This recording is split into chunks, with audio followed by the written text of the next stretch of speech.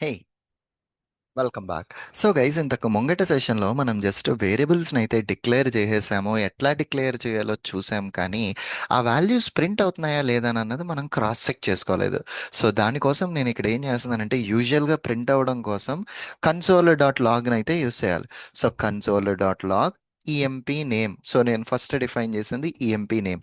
So నేను ఎప్పుడైతే అట్లా చేసుకున్నానో, నా సిస్టంలో ఆల్రెడీ నా విఎస్ కోడ్కి కోపైలట్ యాడ్ చేసుకోవడం వల్ల ఇక్కడ ఆటో సజెషన్స్ వస్తున్నాయి. నువ్వు ఈఎంపీ శాలరీని ప్రింట్ చేయి, ఏజ్ని ప్రింట్ చేయాలి. సో నేను సింప్లీ ట్యాబ్ ఆపరేషన్ పర్ఫామ్ చేస్తున్నా, సో దట్ అదంతా యాక్సెప్ట్ చేశాను. ఓకే. సో దట్ ఇప్పుడు మీకు ఎంప్లాయీకి సంబంధించిన నేమ్ కానీ, శాలరీ కానీ, ఏజ్ కానీ, డిపార్ట్మెంట్ కానీ ఇవన్నీ ప్రింట్ అవుతున్నాయి. So when I run this program run చేయాలంటే ఇక్కడ ఉన్న ప్లే బటన్ మనం క్లిక్ చేసుకుంటే సరిపోతుంది అనుకున్నాం. So let me save it, let me run this particular program. ఇక ఇక్కడ ఈ కన్సోల్లో చూడండి. సో నేమ్ సురేంద్ర, శాలరీ వచ్చేసరికి 1.5 lakhs. సో ఇక్కడ 1,50,000 ఇక్కడ అప్డేట్ చేసేసింది పడుతుంది. సో దీనికోసం నేను కన్ఫామ్గా క్రాస్ చెక్ చేసుకోవడం కోసం ఇక్కడ నేను ఏం చేస్తున్నాను అంటే, okay, so what I'm doing here is console dot log. ఇక్కడ శాలరీని ఫస్ట్ ప్రింట్ చేస్తున్నాను నేను. అండ్ దాని తర్వాత కన్సోల్ డాట్ లాగ్.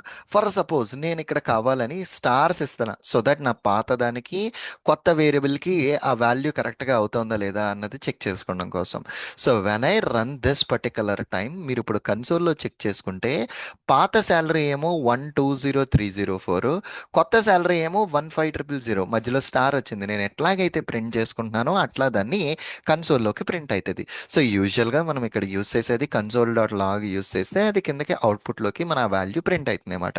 ఇంతకు ముంగటి సెషన్లో నేను జస్ట్ ఈ కన్సోల్ డాట్ లాగ్ పెట్టడం మర్చిపోయానని, I have created this session where in which I'm just creating this particular variables and printing down those values అండి.